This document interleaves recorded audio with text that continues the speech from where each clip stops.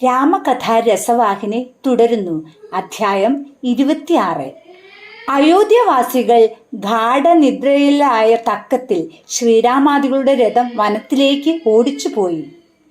അടുത്ത ദിവസം പുലർന്നു. പൗരന്മാർ ഉണർന്നു. 4 പാടും നോക്കി. രാജകീയ രഥത്തിന്റെ പൊടി പോലും കണ്ടില്ല. മാത്രമല്ല, രാമനെയോ സീതയെയോ ലക്ഷ്മണനെയോ കാണാനും ഉണ്ടായിരുന്നില്ല. അവർ കഠിനമായ മനോവ്യതയിൽ പതിച്ചു. ഉറങ്ങുന്നവരെ എല്ലാം വിളിച്ചുണർത്തി അവരെ എല്ലാം നിലത്ത് രഥചക്രങ്ങളുടെ പാടുകൾ പരിശോധിച്ചു. രാമ അവർ മുറവിളി കൂട്ടി. നാനാഭാഗത്തേക്കും രാമേന്വേഷിച്ച് അവർ ഓടി. അവരുടെ കൂട്ടത്തിൽ ഒരാൾ പറഞ്ഞു, ഭ്രാതാക്കളെ, നാം എത്രമാത്രം തളർന്നിരുന്നുവെന്നും ഈ തളർച്ചയുടെ ഫലമായി നാം എത്ര ഗാഠമായി ഉറങ്ങുന്നുവെന്നും രാമൻ കണ്ടു. അതുകൊണ്ട് നമ്മെയൊന്നും കൂട്ടാതെ അവർ സ്ഥലം വിട്ടു. അതിൽ പിന്നെ നിരാശരായ അവർ അന്യോന്യം കുറ്റം പറയാൻ തുടങ്ങി. ക്ഷീണത്തിന്റെ ലക്ഷണങ്ങൾ കാണിച്ചുവെന്നും അങ്ങനെ രാമനെ ഒറ്റയ്ക്ക് പോകാൻ പ്രേരിപ്പിച്ചുവെന്നും മറ്റുള്ളവർ തങ്ങൾ മത്സ്യങ്ങളെക്കാൾ വളരെ താഴ്ന്ന ജീവികളാണെന്ന് കുറ്റവിധി നടത്തി. അവർ പറഞ്ഞു, മത്സ്യത്തിന് വെള്ളമില്ലാതെ ജീവിക്കാനാവുകയില്ല. എന്നാൽ രാമൻ നമ്മെ ഇവിടെ വിട്ടിട്ട് പോയിട്ട് നാം ജീവിക്കുന്നു.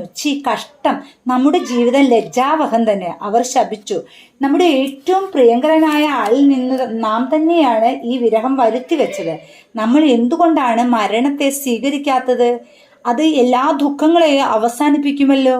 ചിലർ വിലപിച്ചു. എന്നാൽ പെട്ടെന്ന് തങ്ങളുടെ ഉള്ളിലെ ആത്മാവ് രാമനാണ്. അതുകൊണ്ട് ആത്മഹത്യയെപ്പറ്റി ചിന്തിക്കാൻ പോലും സാധ്യമല്ല എന്ന് അവർക്ക് ബോധ്യപ്പെട്ടു. മാത്രമല്ല, അത് കൊടിയ അപരാധവുമാണ്. ദുഃഖകരമായ ചർച്ചകളിലും സംശയങ്ങളിലും അവർ മുഴുകി.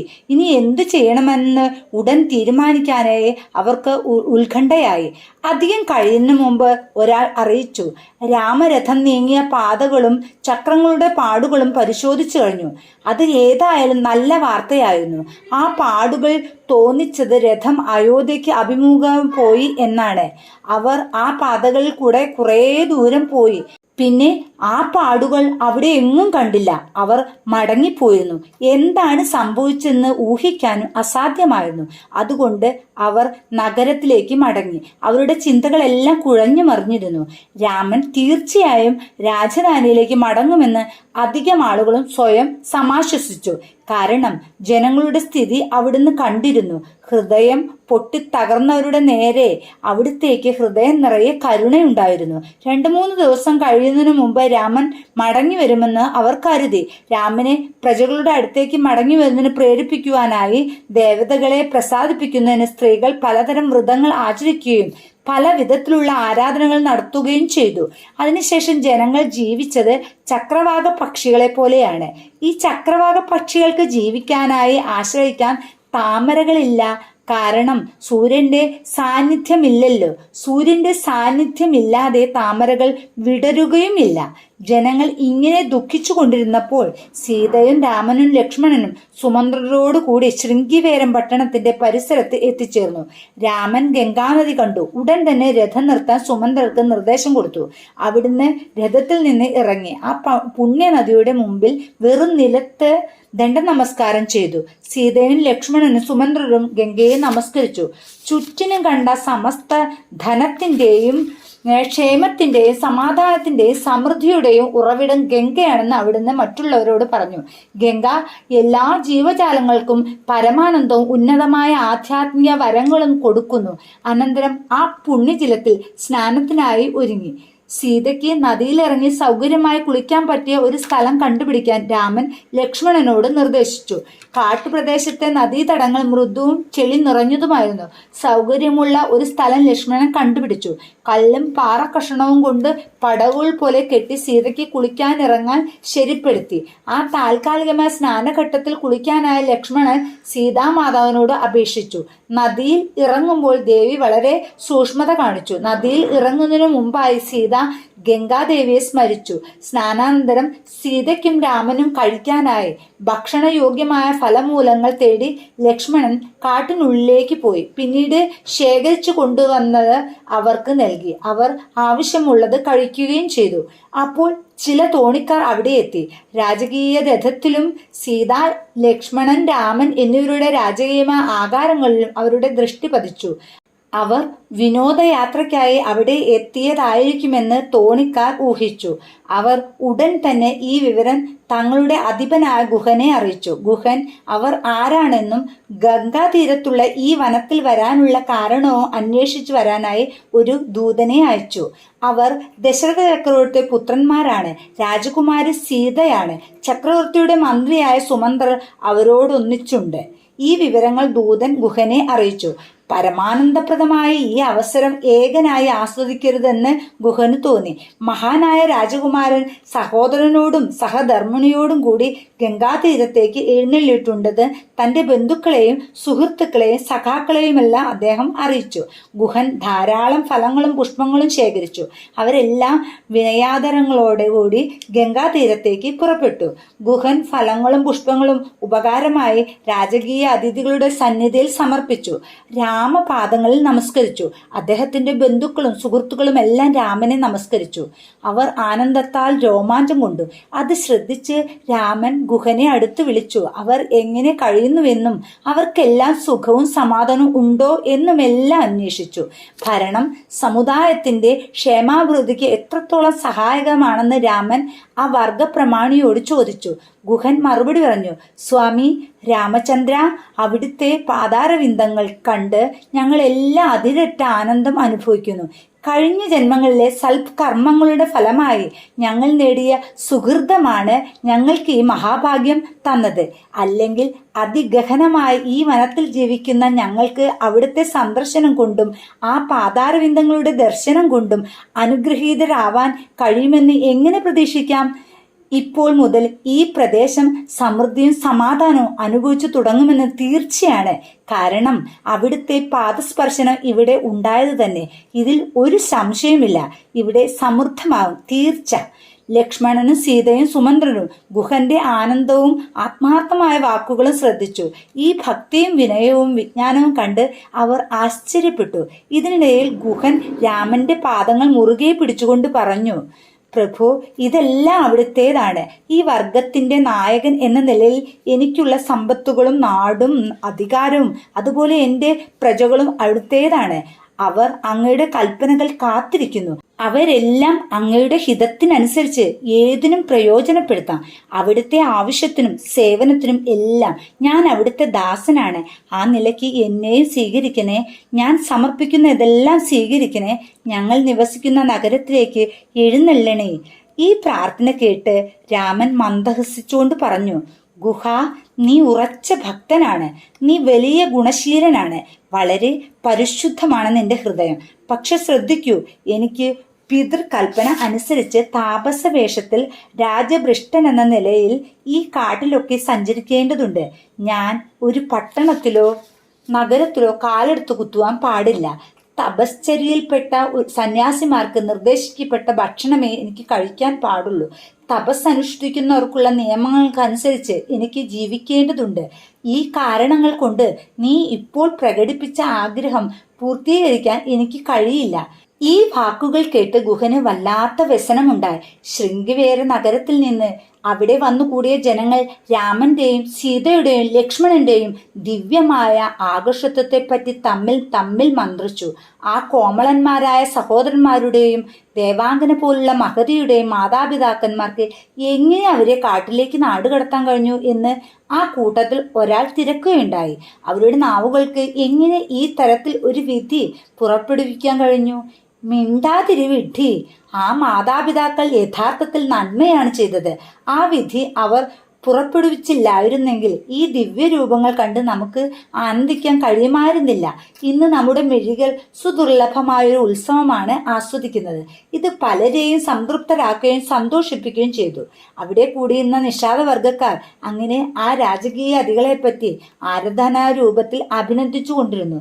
സീതയുടെയും രാമന്റെയും ലക്ഷ്മണന്റെയും സൗന്ദര്യം, ചെറുപ്പം, മൃദു മധുര പ്രകൃതി എന്നിവയെപ്പറ്റി വളരെയേറെ അവർ പ്രശംസിച്ചു. നിഷാദന്മാരുടെ തലസ്ഥാന നഗരിയിൽ രാമനെ സ്വീകരിക്കാനുള്ള ഭാഗ്യം നഷ്ടപ്പെട്ടതിൽ ഗുഹൻ ദുഃഖനിമഗ്നനായി. ആ നഗരം രാമൻ ദർശിച്ചാലും രാമന്റെ നേത്രങ്ങൾ ഒരിക്കലെങ്കിലും അതിന്മേൽ പതിച്ചാൽ അവിടെ എന്നും സമാധാനവും മോക്ഷവും ഉണ്ടാകുമെന്ന നിലയിൽ അനുഗ്രഹീതമായിരുന്നു തീരുമെന്ന് ഗുഹന് തോന്നി. അതുകൊണ്ട് അടുത്തുണ്ടായിരുന്ന കൂറ്റനാണെങ്കിലും മോടിയുള്ള ശിംശിബ വൃക്ഷത്തിന്റെ സമീപത്തേക്ക് നടക്കണമെന്ന് ഗുഹൻ അപേക്ഷിച്ചു. രാമൻ സമ്മതിക്കുകയും ചെയ്തു. ആ സ്ഥലത്തു നോക്കിയ രാമന്റെ കണ്ണുകൾ നഗരത്തിന്മേൽ പതിഞ്ഞിട്ടുണ്ടെന്ന് ഗുഹൻ മനസ്സിലാക്കി. അത് ഓർത്തപ്പോൾ അദ്ദേഹത്തിന് സന്തോഷമായി. ദൂരെ നിന്ന് നഗരം കണ്ട് രാമനും സന്തുഷ്ടനായി. പാദസ്പർശത്തിനായി രാമൻ നിഷാദന്മാരെ അനുവദിച്ചു. രാത്രി ആസന്നമായിരുന്നതിനാൽ വീട്ടിലേക്ക് മടങ്ങിക്കൊള്ളാൻ രാമൻ അവർക്ക് നിർദ്ദേശം നൽകി. അനന്തരം രാമൻ സന്ധ്യാവേളയിൽ ചെയ്യേണ്ട പുണ്യകർമ്മങ്ങൾ എല്ലാം ചെയ്തു. ഇതിനിടയിൽ ഗുഹൻ മൃദുത്വമുള്ള പുല്ലും തളിരിലകളും ശേഖരിച്ച് വളരെ മൃദുവായ ശയനീയങ്ങൾ ഉണ്ടാക്കിയിരുന്നു. അദ്ദേഹം തന്റെ പ്രജകളെ സ്വാദുള്ള ഫലമൂലങ്ങൾ ശേഖരിക്കാൻ അയച്ചു. അത് വിശിഷ്ട സന്ദർശകർക്ക് സമർപ്പിക്കുന്നതിനായി അവ ഇലകളിൽ പൊതിഞ്ഞു കെട്ടി കൊണ്ടുവരണമെന്ന് നിർദ്ദേശിക്കുകയും ചെയ്തു. സീതയും രാമനും ലക്ഷ്മണനും സുമന്ത്രരും അങ്ങനെ സമർപ്പിക്കേണ്ട ഫലമൂലങ്ങളിൽ നിന്നും ഉചിതമായ ആഹാരം കഴിച്ച് വിശ്രമിക്കാനും ഉറങ്ങാനും പോയി. സീത പുതുമയുള്ള ആ പച്ച പുൽക്കിടക്കയിൽ കിടന്നുറങ്ങി. യാത്ര കൊണ്ടുണ്ടായ ആയാസത്തിന്റെ വലിവിൽ നിന്നും കോച്ചിലിൽ നിന്നും മോചിപ്പിക്കാനായി ജ്യേഷ്ഠന്റെ കാലുകൾ തിരുമ്മാൻ വേണ്ടി ലക്ഷ്മണൻ രാമന്റെ കാൽക്കൽ ഇരുന്നു. ലക്ഷ്മണനും വിശ്രമം അത്യാവശ്യമാണെന്ന് രാമൻ കരുതി. താൻ ഉറങ്ങാതിരിക്കുന്ന സമയത്തോളം ലക്ഷ്മണൻ തന്റെ കാൽ തടവിക്കൊണ്ടിരിക്കുന്ന അദ്ദേഹം മനസ്സിലാക്കി. അതിനാൽ മതികെട്ടുറങ്ങിപ്പോയെന്ന് നടിച്ചു കിടന്നു. ഇത് കണ്ടപ്പോൾ ഇനിയും കാൽ തിരുമുകയോ അമർത്തുകയോ ചെയ്താൽ നിദ്രയ്ക്ക് തടസ്സമുണ്ടാകുമെന്ന് ഭയന്ന് ലക്ഷ്മണൻ പതുക്കെ എഴുന്നേറ്റ് മാറി. കുറച്ചകലെ അദ്ദേഹം വീരാസനത്തിലിരുന്നു. ആ നിലയിൽ അദ്ദേഹത്തിന് 4 ഭാഗത്തും കാണാമായിരുന്നു. രാമന് നിദ്രാഭംഗം വരുത്താനിടയുള്ള വിധം വല്ല വന്യജന്തുക്കളോ രാക്ഷസരോ രാക്ഷസ പ്രകൃതി ഉള്ളവരോ അവിടെ വന്നാൽ ദൂരെ നിന്ന് തന്നെ കാണാൻ കഴിയുമായിരുന്നു. അദ്ദേഹം പൂർണ്ണമായ ശ്രദ്ധയിലും ജാഗ്രതയിലും സീതാരാമന്മാർക്ക് കാവൽ നിന്നു. ഇത് കണ്ട് ഗുഹൻ തന്റെ വിശ്വസ്തരായ അനുചരന്മാരോട് രാമന് നിദ്രാഭംഗം വരുത്തുന്ന യാതൊന്നും സംഭവിക്കില്ലെന്ന് ഉറപ്പുവരുത്തുന്നതിനായി അവിടെ ജാഗ്രതയായിരിക്കാൻ അറിയിച്ചു. അസ്ത്രങ്ങളുള്ള ആവനാഴി ചുമലിലേന്തി വില്ലും കയ്യിൽ പിടിച്ചുകൊണ്ട് അദ്ദേഹവും ലക്ഷ്മണന്റെ ജാഗ്രതയോടുകൂടെ കാവലിൽ ചേരാനായി അദ്ദേഹത്തിന്റെ അടുത്തിരുന്നു. ഗുഹൻ അശ്രുപൂർണങ്ങളായ നേത്രങ്ങളോടെ ലക്ഷ്മണന്റെ മുന്നിൽ കൈകൂപ്പിക്കൊണ്ട് പറഞ്ഞു, ലക്ഷ്മണ, ദശരഥ ചക്രവർത്തിയുടെ രാജധാനി ദേവരാജാവായ ഇന്ദ്രന്റെ ദിവ്യമായ മന്ദിരത്തേക്കാൾ വിശേഷപ്പെട്ടതും ഗംഭീരവുമാണെന്ന് ഞാൻ ഊഹിക്കുന്നു. അവിടെ എല്ലാം സുന്ദരവും ആകർഷവുമാണ്. പരിമളവും മാധുര്യവും എവിടെയുമുണ്ട്. ഹംസതൂലികാ ശയ്യകൾ, രത്നം പതിച്ച കൂടോടുകൂടിയ ദീപങ്ങൾ തുടങ്ങിയ രാജധാനിയിലെ ആഡംബര സ്വഭാവത്തിനും സുഖത്തിനും മാറ്റുകൂട്ടുന്നു. അവിടെ കിടക്കവിരൽ കറന്ന ഉടനെയുള്ള പാലിൽ കാണുന്ന നുര പോലെ ധവളമാണ്. അതിനനുസരിച്ച ഉപദാനങ്ങളുമാണ് അവിടെ ഉള്ളത്. അങ്ങനെയുള്ള സുഖസമൃദ്ധമായ ശയ്യകളിൽ പതിവായി ഉറങ്ങാനുള്ള സീതയും രാമനും ഇന്നിവിടെ വിരിയോ തലയിണയോ ഇല്ലാതെ ഒരു പുൽക്കൂമ്പാരത്തിൽ ശാരീരിക ആയാസം അനുഭവിച്ചുകൊണ്ട് ഉറങ്ങുകയാണ്. ഈ രംഗത്തെപ്പറ്റി ചിന്തിക്കുമ്പോൾ എനിക്ക് അസഹ്യമായ വേദന ഉണ്ടാവുന്നു. തൻ്റെ ആവശ്യങ്ങളും സുഖങ്ങളും എപ്പോഴും ശ്രദ്ധിച്ചു കൊണ്ടിരിക്കുന്ന അംഗരക്ഷകന്മാരും പരിചാരകന്മാരും മാതാപിതാക്കളും അവിടെയുണ്ട്. ഇന്നലെ വരെ രാജകീയ പ്രൗഢിയോടെ ജീവിതം നയിച്ചിരുന്ന സീതയും രാമനും ഇപ്പോഴിതാ വെറും നിലത്ത് കിടക്കുന്നു. ആ കഷ്ടം! എൻ്റെ ഹൃദയം ദുഃഖം കൊണ്ട് തകർന്നു പോകുന്നു. ലോകപ്രസിദ്ധനായ ജനക ചക്രവർത്തിയുടെ പുത്രിയാണ് സീത. അവർ ശുഷ്ക തൃണങ്ങൾ കൊണ്ടുള്ള വിരിപ്പിൽ കിടക്കുകയാണ്. വിധിയുടെ എന്തു വൈപര്യത്യമാണിത്! സീതാരാമന്മാർ വനജീവിതത്തിന് അർഹരാണോ? മറ്റെന്തുണ്ടായിരുന്നാലും കർമ്മങ്ങളുടെ ഫലങ്ങൾ അനുഭവിക്കാതെ കഴിയുകയില്ലെന്ന് ഇപ്പോൾ തെളിയിക്കപ്പെട്ടു കഴിഞ്ഞിരിക്കുകയാണ്. കേകയ രാജ്യത്തിലെ രാജാവിന്റെ മകളാണ് കൈകേയി. ഈ അതിക്രൂരമായ പാപകർമ്മത്തിന് പ്രാപ്തയാണ് അവർ എന്ന് ആർക്കും വിശ്വസിക്കാൻ കഴിയില്ല. ജീവിതത്തിൽ ഒന്നിച്ചിരുന്ന് ഏറ്റവും സുഖിച്ചിരിക്കേണ്ട ഒരു ദശയിലാണ് ഈ 2 പേരും. ഈ കഠിനവിധി അവരെ അടിച്ചേൽപ്പിക്കുക എന്നത് എത്ര ഗർഹണീയമായൊരു കൃത്യമാണ്. ഒരാളുടെ ഏറ്റവും വലിയ ശത്രുവിനെ പോലും ഈ ദൃശ്യമായ വിധി ആക്രമിച്ചു പിടിക്കാൻ പാടില്ലാത്തതാണ്.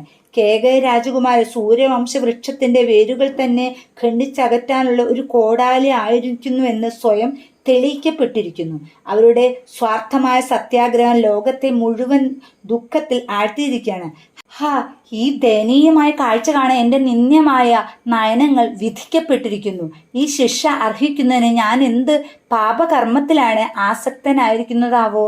എൻ്റെ പ്രിയപ്പെട്ട രാമനെ ഈ സ്ഥിതിയിൽ കാണത്തക്കവണ്ണം കഴിഞ്ഞ കാലത്ത് ആരുടെ സന്തുഷ്ട ജീവിതമാണ് എൻ്റെ കണ്ണുകളെ അസൂയാകലുഷിതമാക്കിയിരിക്കുന്നത്? ഗുഹൻ ഇങ്ങനെ ഓരോന്ന് പറഞ്ഞുകൊണ്ടിരുന്നു. മനസ്സിൽ ഉയർന്നു വരുന്ന ദുഃഖ തിരമാലകളുടെ പാഞ്ഞ കയറ്റം തടഞ്ഞു നിർത്താനാവാതെ അദ്ദേഹം തന്റെ വായടച്ചു. അടക്കാനാവാത്ത ഹൃദയവേദനയിൽ നമ്രശിരസ്കനായി നിന്നു. ഇത് കണ്ടപ്പോൾ ലക്ഷ്മണനും മ്ലാനതയിലാണ്ടു. കുറച്ചൊരു ധൈര്യം സമാഹരിച്ചുകൊണ്ട് ലക്ഷ്മണൻ പറഞ്ഞു, ഓ നിഷാദ നേതാവേ, ഒരാൾക്ക് സുഖമുണ്ടാവുന്നത് മറ്റൊരാൾ വഴിക്കല്ല, ദുഃഖമുണ്ടാവുന്നു അന്യർ മൂലമല്ല. അയാൾക്കൊരിക്കലും ഭാഗ്യമോ നിർഭാഗ്യമോ അന്യർ വഴി ഉണ്ടാവുകയില്ല. മറ്റൊരാൾ വഴി ഒരാൾക്ക് യഥാർത്ഥത്തിൽ സന്തുഷ്ടനോ ദുഃഖിതനോ ആയിരിക്കാൻ കഴിയുകയില്ല. പൂർവജന്മങ്ങളിൽ ഒരുവൻ ചെയ്തിരിക്കുന്ന കർമ്മങ്ങളുടെ ഫലമായി അല്ലെങ്കിൽ പരമമായ ഇച്ഛയുടെയോ തീരുമാനത്തിൻ്റെ പ്രേരണ മൂലം ഓരോരുത്തരും ഓരോ ആവശ്യത്തിനു വേണ്ടി ജന്മം കൊള്ളുകയാണ്. ആ ആവശ്യം പൂർത്തീകരിക്കുമ്പോൾ അവർ സന്തുഷ്ടരോ ദുഃഖിതരോ ആയി കാണപ്പെടുന്നു. അത്രയേ ഉള്ളൂ. ഒരു യാചകൻ താൻ അരജനാണെന്ന് സ്വപ്നം കാണുന്നു, അരജൻ യാചകനാണെന്നും സ്വപ്നം കാണുന്നു. അവർ ഉണരുമ്പോൾ അതുവരെ അനുഭവിച്ചിരുന്ന സുഖവും ദുഃഖവും അയഥാർത്ഥവും നൈമിഷികവുമാണെന്ന് കാണുന്നു.